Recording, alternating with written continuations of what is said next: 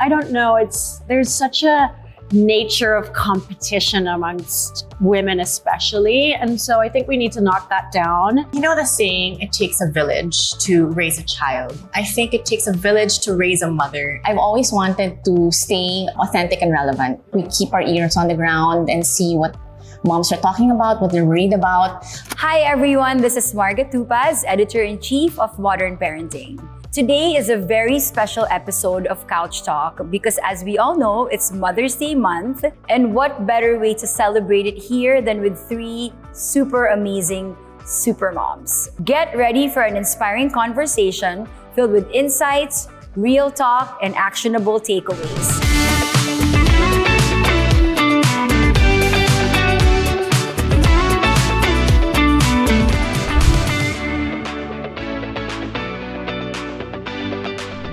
Today, we will do a deep dive into the country's leading mom communities, how they were built, why they thrive, and the impact they have on motherhood, business, and beyond. We have an incredible lineup of founders here with us today who have created spaces, both face-to-face and online, that support, empower, and connect moms in meaningful ways. These 3 mothers turned passion into purpose, built engaged communities, and manage the challenges of growth, leadership, and evolving needs. So without further ado, let's find out who they are. Our first guest for today is a dedicated wife and mother to 3 boys. She is the founder of Momzilla, a 10-year-old mom community that brings us some of the best bazaars for kids year-round. She's also a passionate advocate for postpartum wellness and respectful parenting. With a commitment to supporting families, she empowers parents through every stage of their journey, fostering a positive and informed approach to raising children. Friends, let's all welcome Audrey Pastelero. Hey, Odds. Hi, thanks for having me. Our next guest is a passionate advocate for sustainability and health. She's a former model, TV host, author, founder of Vida Yoga, where she champions physical, emotional, and mental wellness. She also serves as the first ambassador for the International Justice Mission, or IJM, an organization that helps fight online sexual exploitation of children. As a mother of 4, she understands the unique challenges of motherhood and has made it her mission to support and empower other moms. In 2011, she founded Glam-O-Mamas, originally an events company that swiftly evolved into a thriving online platform. Please welcome Miss Amanda Griffin Jacob. Hi Marga, thanks for having me. Thank you for being here with us. I'm so kilig that you guys are here. And our final guest is someone who has been shaping the parenting landscape in the Philippines for over 2 decades. She is the founder of Mundo, a pioneering community that has empowered more than 1 million moms through support, education, and connection. She's also the visionary behind Mompreneurs Together, an effort that helps mothers turn their passions into thriving businesses. Pioneering impactful events like Expo Mom, Pregnant Pause, the Mompreneurs Summit, the Mommy Milkshake Run, and more, she has created spaces for moms to learn and grow. This mom to 3 grown kids is also a mindfulness teacher, and she's also the owner and director of a marketing agency called Creative Juice. Let's all welcome to Modern Parenting Couch Talk, Miss Janice Villanueva. Hi, Marga. Fresh from Canada. Yes, fresh from Canada. and one fresh from Singapore. All right, guys, so we're gonna get this started. As we all know, we're all here today because we, here at Modern Parenting, have brought you guys 3 of the women who have really shaped the whole parenting, specifically motherhood landscape here in the Philippines through events, bazaars. You've done it Online communities. guys, online communities. They have e-commerce, everything, right? So I feel like having you 3 here together has never been done before. So we're doing it here first. The reason why is because, as we all know, it's Mother's Day month, and what better way to celebrate motherhood than have these 3 amazing and visionary women here with us this afternoon. Let's start with your origins. Because I know that, like, from what you plan to be, the communities that you guys have are not even the same anymore today. Mans, you can answer first. What inspired you to start Glam-O-Mamas? And what gap or solution in the parenting space in the Philippines were you trying to address? So when I first got pregnant with my eldest in 2009, I didn't have many friends that had kids. I had 2 friends. Bianca was one of them. And then there was no one else. And so I was constantly asking them, what do I do? I was full of nerves, anxiety, excitement. And basically I had no idea. Like I didn't know what I was in for, you know, and I really wanted to be a good mom. So I would ask them questions, and you know, Bianca, she's so informative and all encompassing. So I would email her and she would send me back these novel answers. So I thought, I wish there was a community online. I wish I could ask someone, you know? And that's how Glamma-O-Mamas evolved into what it is now, the Facebook community. We have almost 50,000 women, moms and moms-to-be, that are part of our community. And that's taken over 11 years to carefully, you know, sort of nourish and protect that community. But that's really how it started, because Glamma-O-Mamas initially was, we wanted to put up events for moms.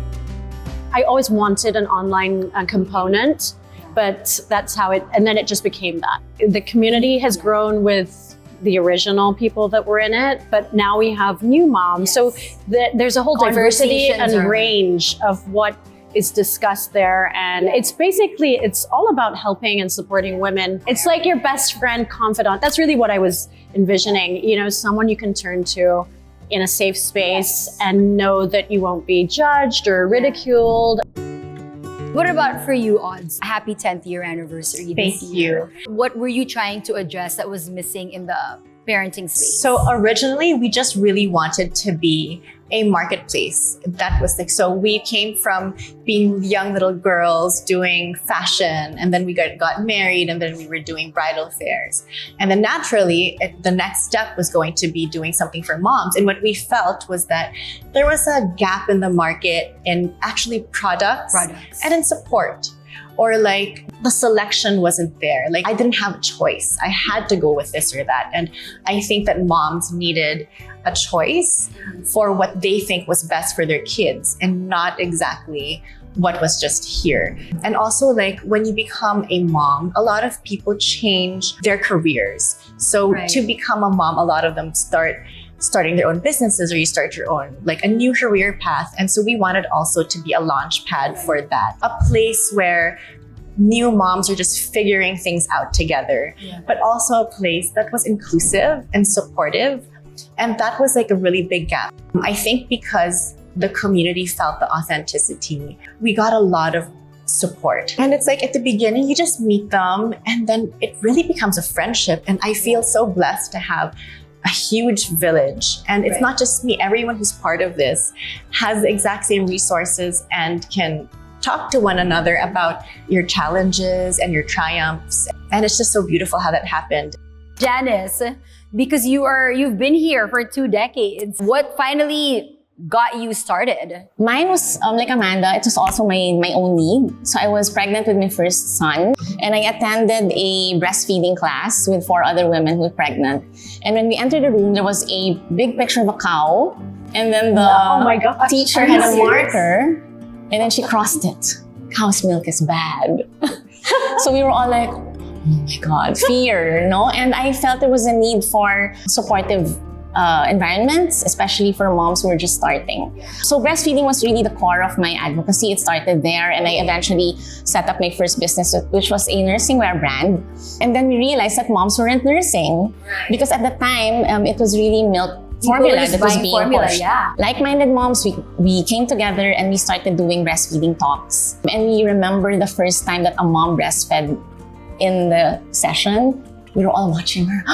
It's working. So anyway, that's how it started. And then as my babies grew, I also grew in my own advocacies, and then the events evolved as well. Their needs changed. Yes, I think it's the same for everyone here. So it was really groundbreaking at the time for the community. And so that's how it grew, and I kept doing it for 20 years. And when the internet was born, I set up a first website. I think we were one of 2, and eventually social media, and then forming our board of experts as well, and then really engaging people online, slowly through content campaigns that are meaningful and always intentional. Okay, in anything that we do, especially because we're parents and we're moms, mom of 3, mom of 4, mom of 6, there's always challenges. So with your communities or with your efforts, what have been the biggest challenges when it came to building and maintaining an engaged community? Because it's not easy. I think our biggest challenge was really during the pandemic. Momzilla is really a face-to-face, touch-feel community. Like, it's really a fair, it's a physical thing. And so when the pandemic happened, everything went online. And at that time, I was also pregnant. And I was like, what do I do? As a pregnant person, I have no more resources for anything. March, the world closed down. In April, we had set up a warehouse and switched to e-commerce. So we had reached out to all the brands and we're like, we need to serve the moms. Like, what do we do? And so actually in the pandemic, it was a challenge to have everything delivered. I am so grateful to my team who really stuck it out with me. And all of us didn't have information on how to handle the pandemic. When you're a pregnant person in that thing, you are really doing all the research about every single thing. So we really want to share that information and share the safety. And the community really was so helpful with one another during this time. And I'm so grateful for that. We survived that and we're still here. Janice, same thing, right? Yes, but more than that, we wanted to serve, right? We knew that the moms had so much anxiety. Moms were complaining about cabin fever. So we came up with cabin fever series. Yeah. And then that time it was all like workouts, baking, so it was really educational. And then it lasted for 2 years. So from our 80 on-ground events, we were doing 160 events a year during the lockdown. I moved to Canada the day before lockdown. So we were both, I guess we were both in the same stage, like trying to figure out how to serve. Okay, Mans, for you, because you also were not here. Aside from that being a challenge, what were your other challenges to stay engaged? Well, the pandemic wasn't a challenge for us because we're an online community. Yeah. So my biggest challenges with Glamma-Mamas are very different from theirs, which is, I think really it was about trying to keep the community safe. Initially, it was 100 moms and, we can really protect that, but we wanted to really reach a lot more Filipino women. The challenges of keeping that safe it has been very difficult until now. So now we're up to almost 50,000 moms and moms-to-be. And, as much as our efforts are, there's always things that slip through the cracks. I'm in two minds about the anonymous posting because I feel like it takes away from what I envisioned as it's your next door neighbor, it's your friend, this is who we're talking. You know their names because you're talking to them online. Once you take that out of the equation, and when people go anonymous, they'll say things to people that they would never say because they're hiding. Because they have that veil. So some things definitely should remain anonymous, but other things, it's about community. And at the end of the day, how do you foster real community? This is actually their last stop in asking for help. They're always like, I don't have anyone else to turn to, so I just want to put it out there and maybe someone can help me. Right. And so I don't want to lose that the more mothers come into the group. So, that's the real challenge. There are a lot of parenting communities out there. I mean, they're not as big and as established as yours. But they are there. They're either online or they do their own events as well. How do you differentiate yours and ensure that it remains valuable to your followers? I've always wanted to stay authentic and relevant. So that's been something that I practice ever since we started, really making sure that we answer needs wherever it's at right now. We keep our ears on the ground and see what moms are talking about, what they're worried about. Because we work a lot with brands. So even if brands want certain things and we feel that the community doesn't need it or they will not, it's not worth their time, we won't do it. So it's also honoring the attention that they give us. And I guess in terms of differentiating, I really came into discernment and prayed about where Mommy Mundo should go.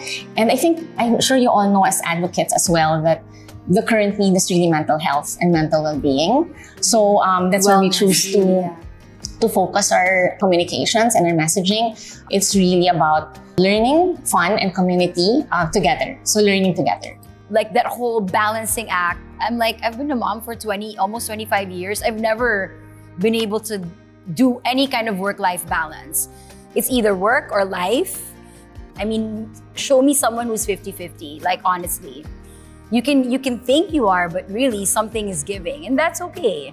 For you, Odds. I think how Momzilla would be different is that we are constantly evolving. Like when we came into this space, it was a Gen X community and world. And so we came in as millennials. And you know how like even with our parents, we'll see like we have different points of view. Right. It was hard for us to really make decisions without like judgment. You weren't open to speak about how you feel or different things. And as a millennial, that was hard. So we really vowed to like, you know, let's always be constantly evolving and growing. Now, it's the Gen Zs who are reigning society now. So we're trying to really connect with them. And connecting with them means being open-minded, accepting what their preferences are. So this is a place of positivity and support and love. And it's a place for holding space. It's a place for holding space for everyone's different journeys. So you can have moms with two entirely different paths, and they can be the best of friends if you just respect one another. And that's what this space is about. And I think that's how we keep our audience. It's so interesting, like, because I know moms who are like, this child was raised this way, and the younger ones are totally different. But then you can see that it works. Like how they deal with this one and that one is so different, but it works. So it's them doing them. The constant growth also comes from constant learning. And it's not that anything's right or wrong, but just to understand. So when we do connect with the community, it's like, okay, so I can connect with her here, or I resonate with this. All right, how about for you, Mans, for Glamma-Mamas? Like, how do you ensure that you stay connected and that you know what differentiates you from the other mom or parenting communities out there? Well, we don't do events. Really, our strength is in the community, and they meet up themselves. I really want to help Filipina mothers and women just live a healthier lifestyle, because in research, Filipina women, they take care of themselves last. So, so they're not prioritizing themselves. They're getting sick mentally. It's all too much, the invisible load. So that's why I really want to keep just really nurturing this community and making sure that, it stays true to its roots. Right. It's your best friend. It's like a therapy center. It's everything is coming out. And so I want to see how I can support that. So for you guys, for your respective growth strategies of your communities, how do you view collaboration versus competition? And how do you approach partnerships with communities such as yourselves or media partners like us who were in the parenting space? For Mommy Mundo, we really try to work with everyone, because I believe that if we're all advocating active parenting or being the best mom, then we should all be celebrating each other's success, right? Admittedly, at the beginning, I was really super competitive when I was a young mom, because my dad his mantra was, only the paranoid survive. So that's how I grew up. But then I realized that with my work, it can't be that way. Because first of all, the Philippines is so small. Like it's a certain niche of moms who are active and want to learn and want to connect. And of course, moms want to go to all. Like you don't want to limit people. And in the end, if she attends everybody's event or everyone's activity or accepts the messages that we try to give them, then it helps her. I don't know. There's such a nature of competition amongst women especially, and so I think we need to knock that down. I always want to collaborate. Audrey and I met trying to collaborate. Imagine all the fun things that we could do together, You know the saying, it takes a village to raise a child. I think it takes a village to raise a mother. Like she said, we met because we're like, okay, let's see how we can collaborate. Whether or not we do, that line is open. It's an exchange of energies within a space. And the more energy people put into it, the more also that you get from it. Yeah. And it just grows. And That's how I view collaborations. We're all on different pages and chapters. Yes. I would view you as the moms who came before me. So the knowledge you have for me is different. Now I am a mother that's coming before the new mom. So there are different snippets of knowledge and experiences that we can help each other with. I'm sure things came up that you did not expect, problems, whatever, surprise, right? That happened. What have been some of the good surprises that came into your space, and why was it a good surprise? So one good surprise is that I didn't realize how many friends I would make in this community. People who I didn't realize would become lifelong friends and really be there for me, like people I meet in events or even my own events.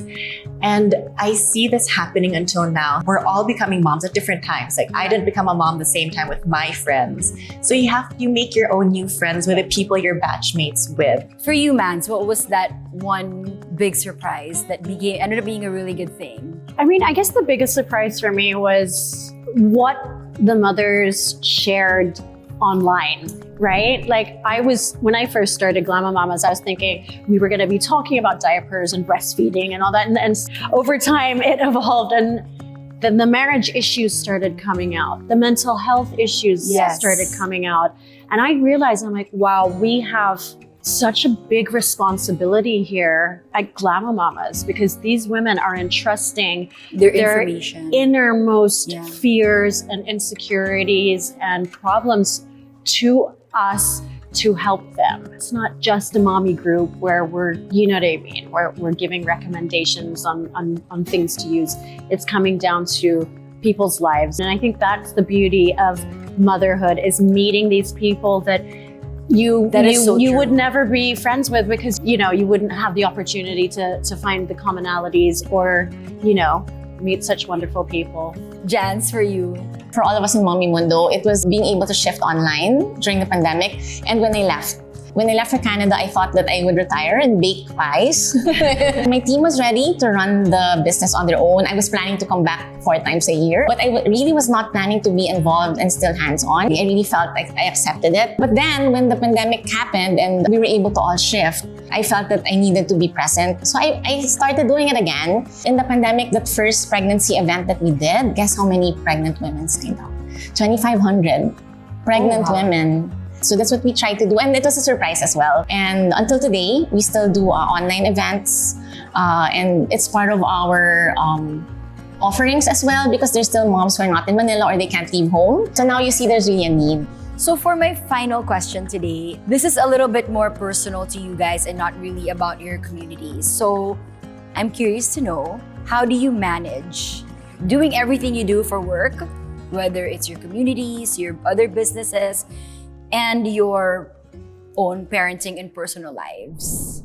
So I am a mother of 3. I have 2 4 and below. So there isn't really much time management yet happening for me. So I go through life with them. I'm still there in the pickups and the drop-offs. I am fortunate that my job is in the motherhood scene. And so I think there really is no plan. We just live together. I'm there for them I prioritize me being a mother over being an entrepreneur. And I think it's just coexisting. But more than anything, I think it's taking care of myself now. I had really bad postpartum depression. The last one. With all of them. With all. And okay. then you know how like in this society, just power through. What I've learned is that having a strong mind isn't just about, you can't just have one, you can't just will one. It's like having abs. You have to work on it. You have to make your mind strong. For you, Janice, because you're in Canada, you're managing your business here. So I'm imagining your time difference also. Yeah, the time difference. And then my eldest son moved back here. I have a kid here and kids there. It's really like our hearts, right, are split into different places. But they're grown. So that's my benefit, I guess, that I don't have to like run around after them and stuff. But still, it still takes a lot to take care of myself, right? Yes. Having so many goals and really having dreams for the businesses and all that, and myself. So I work out. Yoga and spin is what I do. And I think honoring our bodies, that even at whatever stage you can still move, that's important. And also like meditation and breath work. So I teach mindfulness, and that really just means intentional living, being present in the moment. Not always works, but just having that awareness that even if we're planning for the future, even if we have a lot of sentimental memories from the past, just grounding in the present and really, and also gratitude, like being thankful for whatever is right here and now. Yeah, it's hard to manage. I have a teenager and a 6-year-old and then in between. Yeah. So my husband is still in Singapore. So it is very difficult because, you know, we're the personal life, like managing our relationship long distance, the parenting long distance, a lot of balls in the air as always. So I always go back to movement, especially my yoga practice, hot yoga. That's why I set up Vita Yoga, because for me, it takes care of all three components, the physical, emotional, and the mental space. So, you know, I can't imagine how nuts I would be without it. I always tell my kids that. Thank goodness mommy has yoga because... But aside from yoga, like what else do you do like for you? Honestly, I am like on my bed. Sometimes I'm just like sitting there. No, none of you said sleeping. I'm like, because that's like me. Not sleeping. I'm just laying. sitting there and just like letting, like kind of like regenerating my energy because, you know, I'm busy during the day with work and catching up on stuff. And the morning is crazy because the kids are all going off to school. And then the kids come back. And then I'm like, wait, the day, what happened? Now I'm an introvert and I need time alone. So I need my space. So that's what I do. Or I turn on Netflix and just like zone out. And that's, you know, that's for me, that's what works. I just want moms out there to know that, you know, we are not managing our time all the time well. We are not, like, we have our moments like, oh my God, am I doing this do any of you ever sit there and say, this can't be normal? Every single day. I'm like, this. Wait till you have a teenager. Then you'll be like, I mean, it's just question after question. We got to do what makes us feel good in the moment because we're always looking after everyone else. Anyway, girls, thank you so much I know I brought you here in like the middle of the week and I know you're all very busy, but I super love this. I mean, we could do this all day long, but really, we should do something.